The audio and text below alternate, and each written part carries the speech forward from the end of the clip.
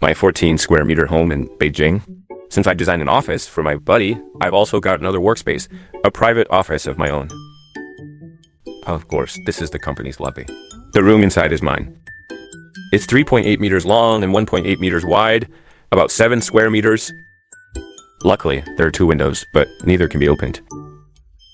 Still, it's not a big issue. I plan to decorate it over the weekend. To avoid dullness, I want to paint this wall like this or that. It's more like kids doodling than proper painting, and this kind of doodling is really stress relieving. The more I paint, the more hooked I get.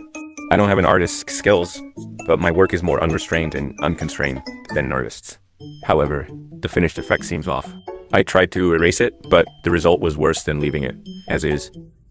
Now it seems the only way is to repaint the wall. So I got a bucket of plaster, planning to create an artistic wall. This was supposed to be another stress-relieving process, but the more I applied, the more stressed I got. It was uneven and didn't cover the old paint. So I decided to call a professional. It turns out professional work needs professionals. The worker applied the plaster not only quickly, but also smoothly. So smoothly that he accidentally did the other 2 walls too. The renovation turned it back to a rough, unfinished state. But if we add texture to it and let it dry, it becomes this textured artistic wall, exactly the simple but not plain style I wanted. I also prepared a standalone height-adjustable desk.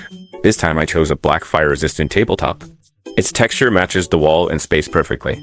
The hole on the tabletop would be a waste if used just for cable management. It's perfect for a retractable power socket. Super convenient for charging phones and saves space when not in use. There's also a groove designed at the back for LED strips, making it great for a gaming setup with a nice vibe. And my office was never meant to be ordinary after all. I'm an upright person who likes to earn money standing up. For the monitor, I used the old method, a mechanical arm bracket to make it floating just like in my home study. I'm already skilled at installation, but surprisingly, this bracket didn't even require much experience to set up. So I decided to install 2 monitors, one horizontal and one vertical, perfect for both work and entertainment. This way, I can work on one and slack off a little on the other. Of course, a private office isn't complete without an ergonomic chair. I chose one with all-around movement and a footrest. When I'm tired from sitting, I can lie back. It also has an adjustable lumbar support that stays close to my lower back. Watching videos on the monitor while resting is simply amazing. Besides, the cables under the desk were too messy, so I got a cable management tray. I stuck it under the desk with damage-free tape, which can hold a power strip and all cables. I also use these clips to fix the cables under the desk. Much neater now.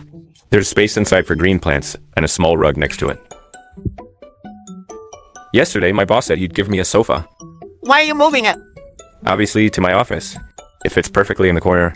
Next to it, I placed my long-collected game console and turned on a lamp now. That's a nice vibe. This is what I call balancing work and life. There's still some space next to the desk that shouldn't go to waste. A storage cabinet here is perfect for my figurines, tea leaves, and coffee. Next to it, I put a quiet water dispenser. Now this is my private beverage station. I can treat guests to tea, or make hand-brewed coffee for myself when no one's around.